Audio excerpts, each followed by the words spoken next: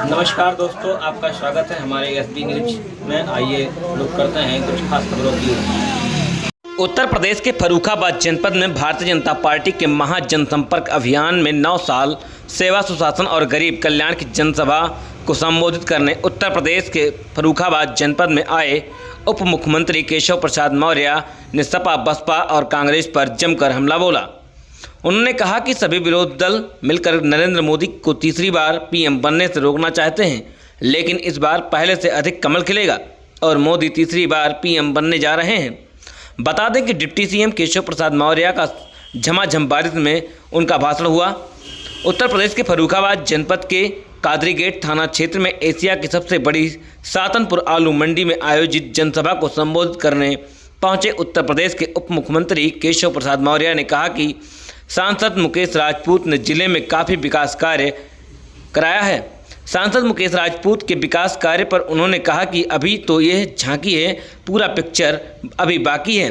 उन्होंने कहा कि 2014 में जनता ने सपाइयों से लड़ाई लड़कर साइकिल को पंचर कर दिया। अब 2024 में भी जनता मोदी को ही पीएम बनाने का मन बना चुकी है।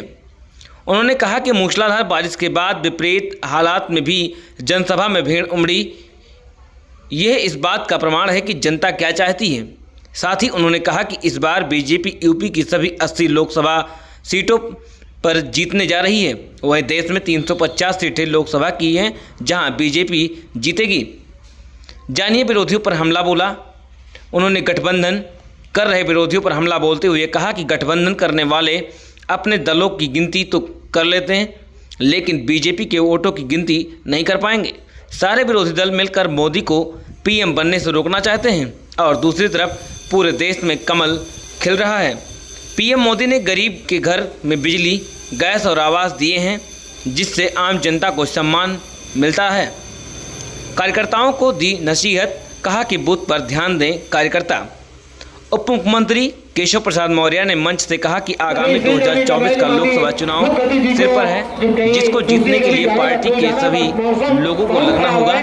चुनाव सरकार नहीं लड़ती, बल्कि चुनाव कार्यकर्ता लड़ता है और कार्यकर्ता ही सरकार बनाता है। लिहाजा सभी पदाधिकारी अपने अपने बूथ को मजबूत बनाएं। लोकसभा चुनाव में रायबरेली की सीट भी हारेगी कांग्रेस, ऐसा डिप्टी सीएम केशव प्रसाद मौर्य ने कहा। उन्होंने मंच से कांग्रेस पर हमला बोला। उन्होंने कहा कि पिछले चुनाव में कांग्रेस के पास केवल रायबरेली की सीट ही बची थी, लेकिन इस बार के लोकसभा चुनाव में वो सीट भी बीजेपी के खाते में जाने वाली है।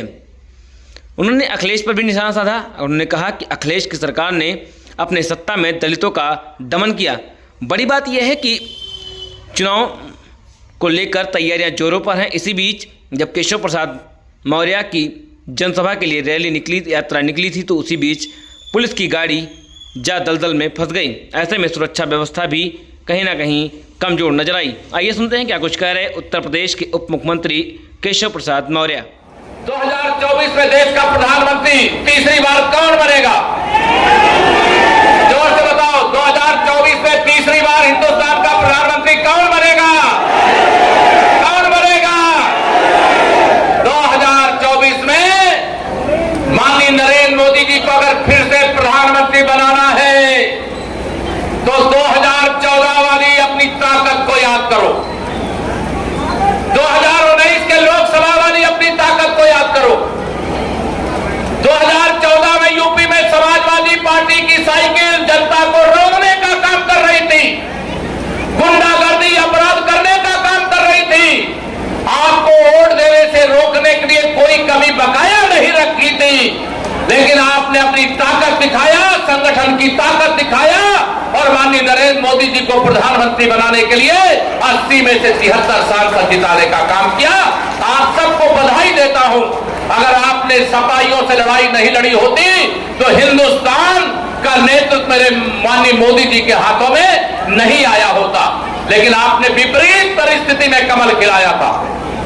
2019 का लोकसभा चुनाव हुआ, उस समय तो प्रदेश में हमारी सरकार बन गई थी, देश में हमारी सरकार थी, लेकिन सपा, बसपा, कांग्रेस का गठबंधन हो गया। उन लोगों ने सोचा कि हम भारत के प्रधानमंत्री जो गरीबों के, किसानों के, नौजवानों के मसीहा हैं, महिला सशक्तिकरण के लिए समर्पित है, देश की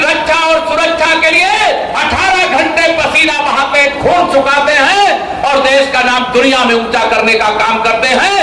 ऐसे माननीय नरेंद्र मोदी जी को आप सब लोगों ने सारे गठबंधन को चोट पहुंचा करके कमल के फूल को वोट दे करके 51% वोट मिला था यूपी के हिसाब से, और हम 64 सांसद अब छात्र